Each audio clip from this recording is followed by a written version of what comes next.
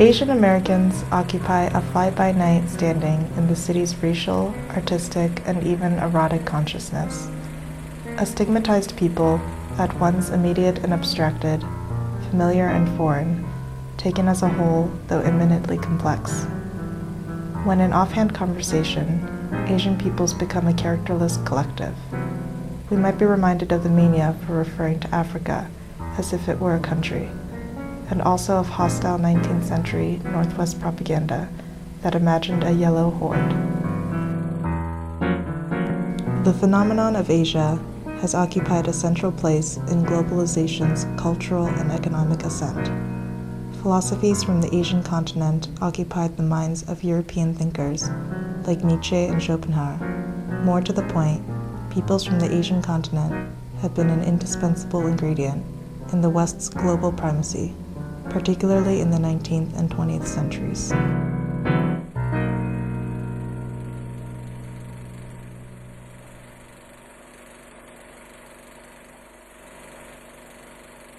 The far from simple truth is that the terms Asia, Asian, and Asian American are lazy, especially in rainy Seattle, where the umbrella term is supposed to fit Chinese, Japanese, Filipinos, South Koreans, Vietnamese, Cambodians, and others. When considering an assortment of national and racial others, it might be tempting to fudge history. The first peoples from the Asian continent to migrate en masse to America in general, and Seattle in particular, were Chinese. They came to the city in the 1870s and 80s after being driven out of California. The Chinese were part of an international flow of labor, empire, and capital. Most came from the Guangdong region, a jewel in the crown of British imperialism. Opium addiction and starvation forced Chinese migrants to flock to the West Coast.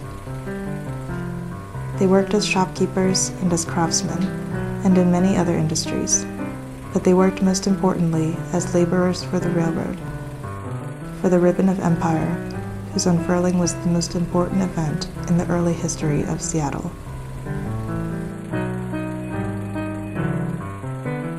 If work was the American dream for Chinese immigrants in Seattle, panic at a mass of outsiders who might cut wages induced nightmares in the minds of American laborers. The national scandal of Chinese immigration in the 1880s became a site to exercise white worker solidarity in the bedroom of government and big business. Chinese driving out campaigns were staged in Los Angeles, San Francisco, Cheyenne, Issaquah, and eventually Seattle. The people of King County are unanimous in their recognition of the evils of Chinese contract labor. They are not generally given to sentimentality with those who would degrade American labor to the level which Chinese competition must eventually drag it. The civilization of the Pacific Coast cannot be half Caucasian and half Mongolian. Seattle Post-Intelligencer, September 11th, 1885. In February of 1886, Seattleites organized into a mob. They planned to exile the entire bachelor society of Chinese in one day, but were stopped by the capacity of the boats that carried them away. So on 3 successive days, the mob took to the streets until only a handful of Chinese labor contractors remained. The Chinese now gone, a new group began to migrate from the Asian continent to Seattle, the Japanese, who began migrating in the first decade of the 20th century. They were a new source of labor after the Chinese were exiled, and their toll as agricultural workers was the foundation of the renowned Pike Place Market. The Japanese government had been on good terms with the U.S. since the 1864 Meiji Restoration, in which the Japanese aristocracy studied and employed Western economic forms. The lessons were learned by the Japanese at large. Outside of their capacity as laborers, the first waves of Japanese immigrants to Seattle were gifted entrepreneurs. sort of like Jews on the East Coast, who developed an eye and ear for economic niches. The East Day generation in Seattle fronted a diverse and impressive array of clinics, corner stores, and hotels in the 20s and 30s. But with the 40s came a world war, a changing mood, changing geopolitics, and changing circumstances that would be inherited by the Nisei generation. China and the United States allied against the Japanese nation-state, and Seattleites again resorted to nativisms and another attempt at ethnic cleansing. Though the affairs of nations and governments are the affairs of men, their results profoundly affect families, men, women, and children. Author Monica Sohn scribed Nisei Daughter, an on-the-ground portrait of Seattle's racial politics during the war years. In it, she wrote of racist caricatures of the Japanese featured in Seattle's papers, of fearing for her physical safety in the wake of a wave of vandalism of Japanese homes and businesses, of being given the eye by whites and Chinese, of the sense that the newly acquired sting of self-consciousness was as inescapable as her facial features. And she wrote of her family selling its hotel and home weeks before boarding a train on 8th and Lane, bound for Camp Harmony in Puyallup.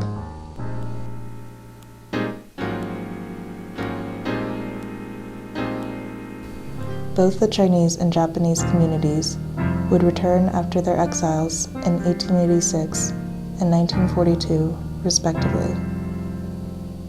In the 50s and 60s, both would assume a place in the status quo via Seattle's post-war economic boom. Booms and busts, which had characterized the economy before World War II, those are kind of a thing of the past for about 50 years as the whole region becomes mobilized to fight World War II and the Cold War. There are still downturns in the economy, but the overall trajectory between 1940 and 1990 is economic mobilization, largely based on defense industries and military bases.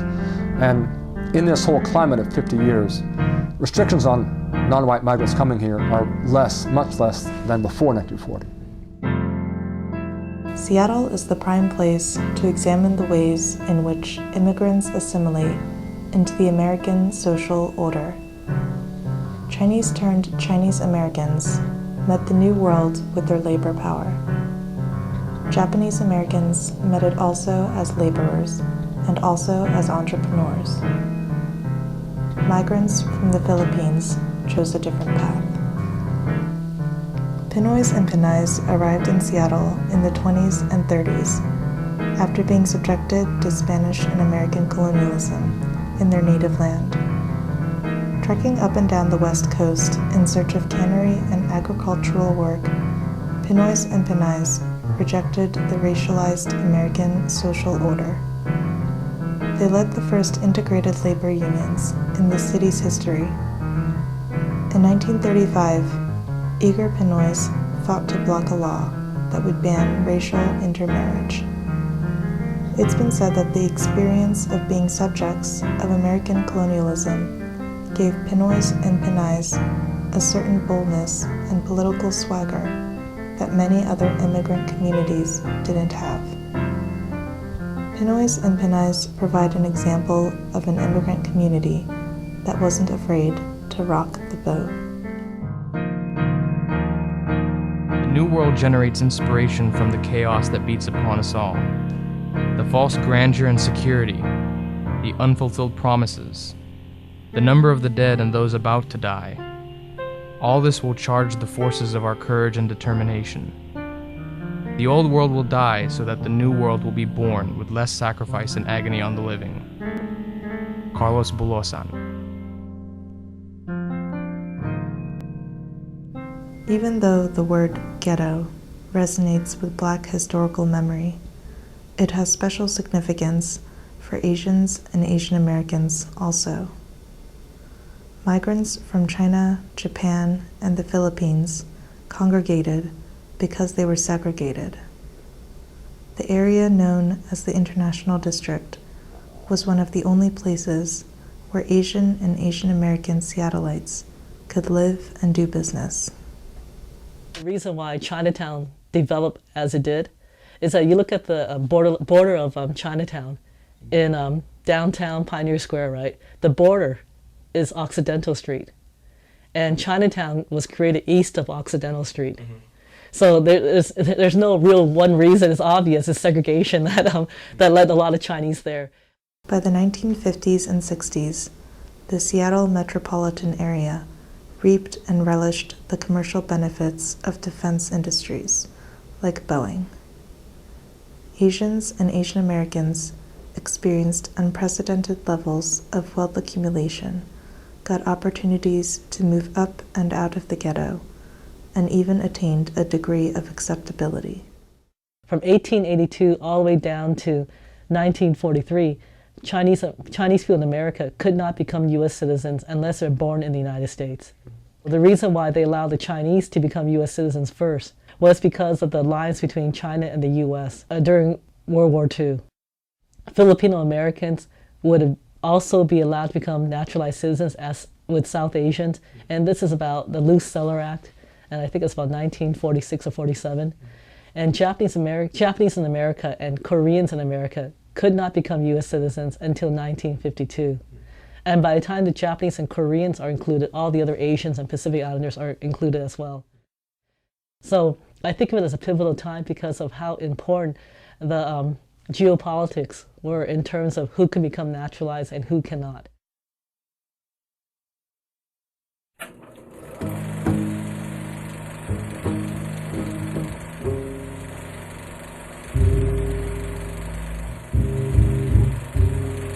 In the years following World War II, the International District was still being filled in with new waves of immigrants from China, Japan, the Philippines, and the newly created Republic of Korea.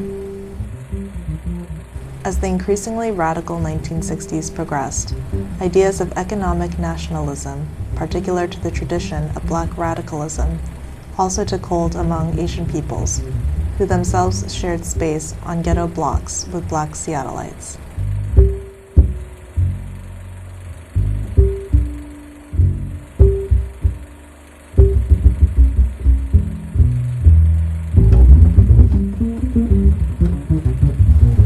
Peoples of Asian descent were encouraged by the social movements of other peoples of color, allied with Blacks and Latinos, and driven to assert themselves in the New World. They made use of an idea of pan-Asian solidarity in light of a global climate in which Asians at large were subjects of American military intervention. They were united by a sense of community in a municipal climate where the International District became a target of big money interests and malicious city planning.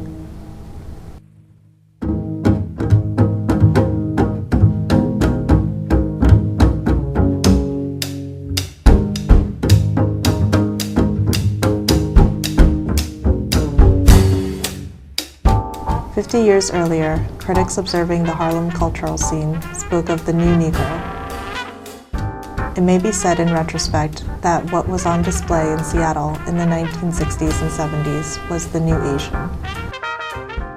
A social and political renaissance in which peoples from the Asian continent in Seattle demonstrated an uncharacteristic recalcitrance in light of the archetype of a docile Oriental.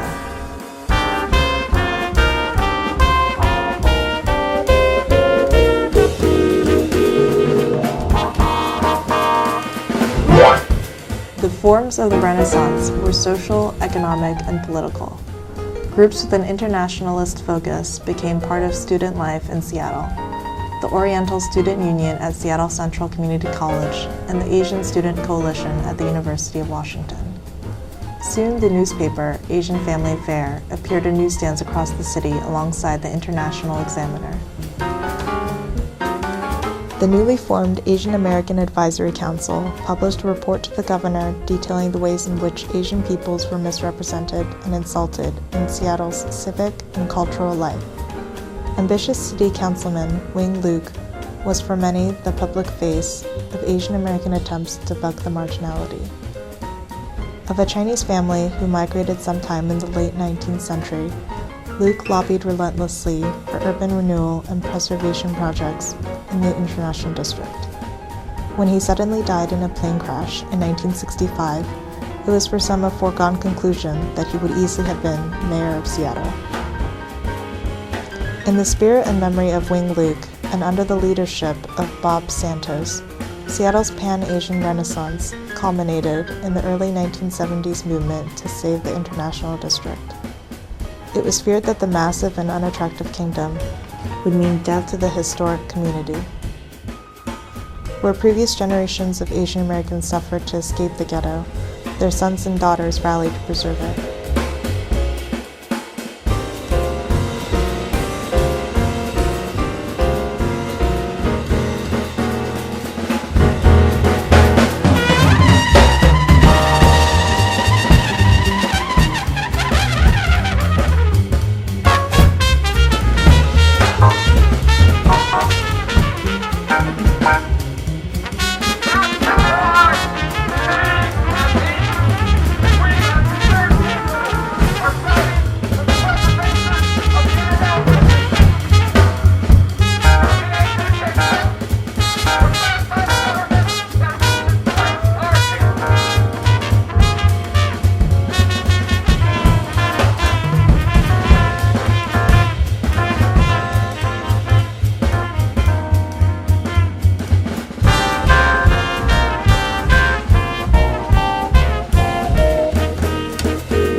In 1973, the University of Washington's Asian Student Coalition released its own manifesto. It was written at the exact historical moment when American troops were making a graveyard for themselves and other Asians of Vietnam.